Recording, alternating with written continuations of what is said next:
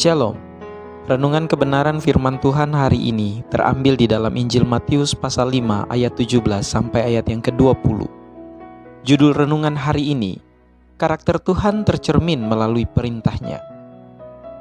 Begitu banyak orang ingin memutarbalikkan dan mengubah firman Tuhan agar sesuai dengan cara berpikir mereka.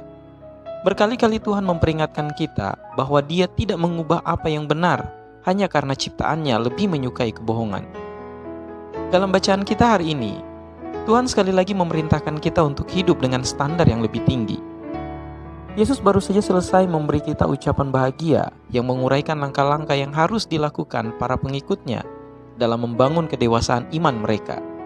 Sekarang, Tuhan memberi kita petunjuk besar tentang bagaimana kita dapat mencapai tujuan tersebut, yaitu hukum. Banyak orang mencoba untuk mengklaim bahwa Yesus menghilangkan kebutuhan akan hukum. Tetapi bukan itu yang Dia katakan. Faktanya ayat 17 dengan jelas mencatat, Yesus membantah klaim itu.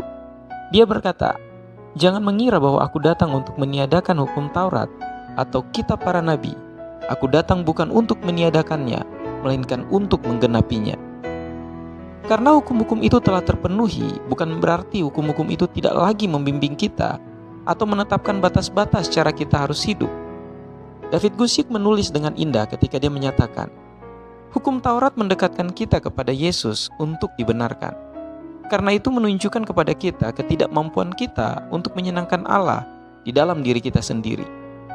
Tetapi setelah kita datang kepada Yesus, Dia membawa kita kembali kepada hukum Taurat untuk mempelajari hati Allah dan menguduskan perilaku hidup kita. Hukum Taurat tetap relevan karena merupakan ekspresi sempurna dari karakter dan kehendak Tuhan. Dengan demikian, kita tidak berhak mengubah atau menghilangkan bagian manapun dari karakter Allah dengan mengubah hukum-hukumnya. Yesus memperingatkan kita untuk tidak mengabaikan aturan yang tidak kita sukai, dan tentunya untuk tidak mengajari orang lain untuk mengabaikannya. Kita tidak dapat mengajarkan apa yang tidak kita ketahui, dan kita tidak dapat mengetahui apa yang tidak kita praktekkan. Lakukan seperti yang saya katakan, dan jangan seperti yang saya lakukan, adalah slogan orang-orang Farisi dan ahli Taurat. Jangan seperti mereka. Ketika seseorang mengaku sebagai orang percaya dan kemudian menjalani kehidupan yang bertentangan dengan cara Tuhan, hal itu menyebabkan kerusakan besar pada gereja.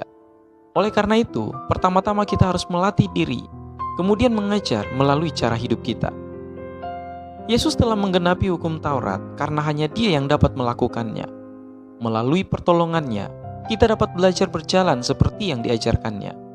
Meskipun kita tidak sempurna melakukannya, namun kita dapat mendedikasikan diri kita untuk mencoba menjadi cerminan dari Tuhan kita. Menghilangkan salah satu aturan Tuhan berarti menghilangkan satu aspek dari siapa Tuhan itu. Dunia perlu mengetahui seluruh kebenaran. Pertanyaannya, akankah dunia melihat karakter Allah dalam hidup kita? Kiranya Tuhan Yesus memberkati kita semua.